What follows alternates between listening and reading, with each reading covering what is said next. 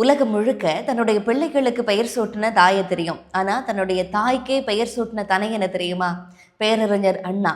தாய் தமிழ்நாட்டுக்கு மெட்ராஸ் ஸ்டேட் அப்படிங்கிறத மாற்றி தமிழ்நாடு அப்படின்னு பெயர் சூட்டியவர் பேரறிஞர் அண்ணா.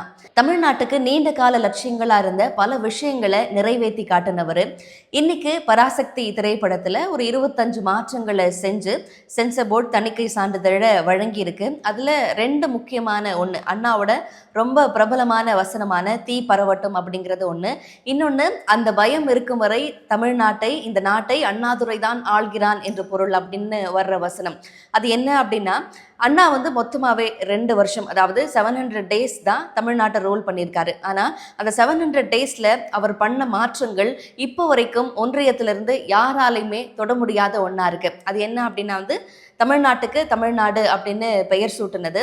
2வது, சுயமரியாதை திருமண சட்டம். அதாவது புரியாத சமஸ்கிருத மொழியில பகுத்தறிவுக்கு ஒவ்வாத சாஸ்திர சம்பிரதாயங்களோடு நடைபெற்ற பழைய திருமண முறையை மாற்றி 2 மணமக்கள் வாழ்க்கை ஒப்பந்த உறுதிமொழியை தாய்மொழியில் ஏற்றுக்கிட்டு மாலை மாற்றிக்கொண்டாலே அது திருமணம் அப்படிங்கிற புதிய திருமண நடைமுறையை கொண்டு அந்த சுயமரியாதை திருமணங்களுக்கு சட்ட அங்கீகாரம் வழங்கினது. 3வதா, இந்தி ஒழிப்பு தீர்மானம். தமிழ்நாட்டில் இந்தி அறவே கூடாது அப்படின்னு இருமொழி கொள்கை, தமிழ் மற்றும் இங்கிலீஷ் அப்படின்னு இருமொழி கொள்கையை கொண்டு வந்தது. இந்த தாய்மொழியையும் அதோடு சேர்த்து இங்கிலீஷையும் படிச்சனால தான் நம்மளுடைய தமிழ்நாட்டு மாணவர்கள் ஹிந்தி படித்து யூபி போகாமல் இங்கிலீஷ் படித்து UK US போன்ற வெஸ்டர்ன் கண்ட்ரிஸுக்கு போய் தமிழ்நாடு இவ்வளோ சிறந்த வகையில் பொருளாதாரம், கல்வி அப்படின்னு பல விஷயங்கள்ல இன்னைக்கு டாப்ல இருக்க காரணம் இந்த இருமொழி கொள்கை தான். அதை தான் அவர் சொல்வார். இந்த 3ஐயும் நான் இப்போ கொண்டு வந்திருக்கேன், இந்த 3ஐயும் மாற்ற நீங்க எல்லாம் ஒன்றியத்திலிருந்து துடிச்சிட்டு இருக்கீங்க அப்படின்னு எனக்கு தெரியும். அதுக்காக எங்களை பதவியை விட்டு நீங்க விலக்கலாம், அது முடியாது அப்படின்னு நான் உங்களை சேலஞ்செலாம் பண்ண முடியாது.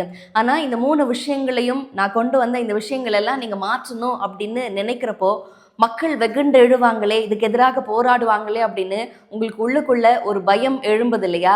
அந்த பயம் இருக்க வரைக்கும் இந்த நாட்டை அண்ணாதுரை தான் ஆள்கிறான் என்ற பொருள் அப்படின்னு தான் அந்த வசனம் முடியும். அதனால தான் இன்னைக்கு வரைக்கும் தமிழ்நாட்டில் யார் கட்சி ஆரம்பித்தாலும் அவங்களுடைய கொள்கை தலைவர்களாக பேரறிஞர் அண்ணாவும் தந்தை பெரியாரும் இருக்காங்க.